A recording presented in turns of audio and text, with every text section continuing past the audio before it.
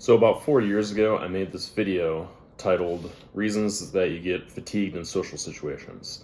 And it got more views than any of my other videos, and a lot of people resonated with it. And I basically just wanted to make a more concise version. So the first one is false persona fatigue, or fake persona fatigue. So a lot of people, specifically who have customer service jobs, will have to put on a false persona all day. Or when they're with their friends, they act fake around their friends because they want their friends' approval and their friends know them as this person, even though they might have opinions that are different than that identity. You know, they feel like they have to put on a fake smile. They feel like they have to put on this mask when they're around people, and it drains them. It can drain you doing that, right? Because your real personality, with all your real opinions, how you want to act, how you want to talk, is below the surface. You just want to let loose and be yourself. But if you feel the need to put on this mask to get other people's approval, because you don't want to lose their approval, you don't want to lose your friends, you don't want to lose the people's approval at work, whatever, you put on this mask and all day you wear it, and it can be very fatiguing because you're suppressing who you really are just to put on this mask. It can fatigue you. The second one is decision-making fatigue. Imagine you walk into a bar, friends invited you out, and you're like, or to a party, you know, room full of people. Oh, do I talk to that person? No, do I talk? Maybe I should talk to them. They're a friend of a friend. I should introduce myself. No, I'm gonna go over there. I'm just gonna get a drink of water. Oh, but you know, I should talk to them. I don't know. Wavering between decisions, this decision, that decision, the gas and the brake at the same time. Oh, I want to do it. I don't want to do it. That can fatigue you because you're not making a clear decision. You're avoiding getting into flow. Like, you know what? I have an urge. I'm going to go talk to that person. I should go talk to that person. It's the right thing to do. Hi, I'm going to say this thing. It also relates to what you say in conversation. If you're constantly suppressing your opinion, like you have something to say, but you don't say it, but then you want to say it, but then you choose not to say it, but then you kind of want to say it, and the conversation's carrying on, and you're kind of falling behind because you're just wavering in the decision. It's very fatiguing because you're just not making a clear decision. Gas and brake at the same time. Then there's self-judgment fatigue. So how many times have you, I've done this a lot at parties. I used to do it all the time in high school, college, whatever. As an adult, I catch myself doing it sometimes now, but luckily I can be very aware of it and get myself to be present in the moment. You leave a party or you leave a social gathering and you go over what you just said. And you're like judging yourself for everything that you said that night, as if like you could have done better, or, you know, hoping that you said the right thing. Maybe even texting somebody, hey, was it weird when I said this thing? It's very fatiguing because you're in a new moment now, but yet you're judging yourself for the thing that you just said. There's too much going on in your brain at one time. It can be very fatiguing. By the way, one thing I wanted to say in this video was I got the idea, and I just posted this on Facebook, but I wanted to quickly mention it here. All I'm looking for is a Zoom call with one person where I can basically be your coach for that call, audit your life.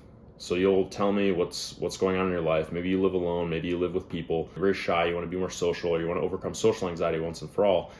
I want to audit your life and pick and help you see opportunities to become better at socializing and also more confident. The benefit of having a coach is basically not only accountability, like for the first time in your life, you might have somebody holding you accountable, you know, pushing yourself in new social situations when before you were trying to hold yourself accountable, but also I can point out blind spots that you might be missing or opportunities you might be missing to do that. So if that's something you're interested in, email me. I'll include my email below. With all these fatigues in the original video, I included all the reasons that you might get fatigued in social situations.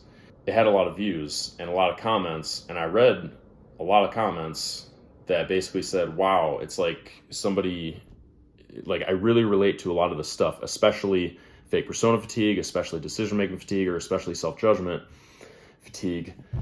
And in this video, I wanted to give things that you can actually do to combat that stuff, because I do believe that just noticing those three fatigues can help you, because once you're aware of something, you become conscious of it, and then you can consciously make the decision to act different in social situations. So, when you notice yourself wavering, whether you should go talk to that person or say that thing, you just say it, or you just go talk to that person, or you just make a decision. You go talk to somebody else, or you don't say that thing and you just pay attention to the next topic in the conversation. One other thing that you can do, I just finished working out. I don't know if you can tell, I got like endorphins in me. I'm a little bit energetic right now. I also, just after my workout, I was eating some strawberries, and I was listening to this video by Alex Hormozy about friends and evolving and getting new friends, leaving your old friends behind, that kind of stuff, which according to him just comes with self-development. I can kind of relate to that. Anyway, he said something about talking behind people's backs. Instead of doing that, say stuff to their face. And I was like, yes, I think that all the time. When I'm at work, I've worked a lot of customer service jobs. Have you ever been in a situation where you're gossiping with people, or somebody's gossiping to you, and you just think, you get frustrated and you're like, we're wasting like 5 to 10 minutes right now. I got tables to serve. You're talking to me, complaining about this other employee and how they act. Why don't you just say it to their face? Problem solved. Oh, they didn't make the salad last night, or they didn't put away the salad last night, or make the salad this morning. Tell them. Why are you complaining to me for 10 minutes? Tell them it takes 2 seconds. This can also be applied at parties. Now, totally different situation, but it relates to the false persona fatigue. When you're at a party, you don't feel like you can say your true opinion. If you're in conversation and you have an opinion that disagrees with everybody else in the conversation, or that is different than everybody else's in the conversation, if you say it, or if you have a joke in mind but you're afraid maybe not everybody's going to laugh, if you just say it, that's you being you. That's you taking off the fake persona. And yeah, you might not sound as cool as you want. You might sound a little awkward, but if you say it, that's you being you. You get energy from that, because it doesn't waste any energy to be you. You are you. Does that make sense? Leave a comment below if that makes sense. That doesn't mean, because I can see me giving advice to just say your opinion all the time. I had a friend one time who was like, man, I wish I could be like Larry David, the guy who created Seinfeld, who has a show called Curb Your Enthusiasm, who just goes around and says shit like, oh, your shoes are horrible. I don't like that shirt. I wish I could just be honest like that. And I remember thinking, like, is that being honest? Or is that just finding negative things to point out to people? Because, like, maybe you don't like somebody's shoes, but you do like their hairstyle. Or maybe you don't like their hairstyle, but you do like their shirt. Aren't they both true if you say, I hate your shoes versus I love your hairstyle? Aren't those both you being you? And aren't those both true? You're just picking the positive thing to say? Because I can see like me giving this advice to just speak your opinion whenever, and then somebody with a service job is going over to a table, serving a customer, and they're just like, oh man, I hate you, sir. You're being very rude or something. It's like, you can't say that to a customer. Obviously.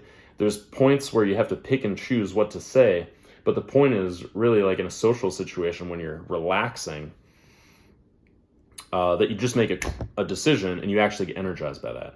Or if you're at work, you just say, okay, what do I need to speak to people? Okay, this customer, I need to find out what they want to drink. Okay, that's what I'm going to say. Or, oh, I need to tell this other employee that that the salad needs to get made. Okay, I'm going to tell them. So there is a line between being honest and just being like picking out negative things and being rude. And that's where social skills come in. And that's where focus comes into play. But generally speaking, when you're out socializing with people, you get energy when you say the thing that's on your mind. If I were to give you like a call to action in this video, something that you can actually do so that you don't just watch this video I think I can link the old video of me giving like the longer description of the false persona fatigue, decision-making fatigue, self-judgment fatigue. But if I were to give you a call to action in this video, it would be when you're with your friends and family, at home, in your roommates, with your roommates, at your friend's place, start saying the thing that's on your mind. Start saying the joke.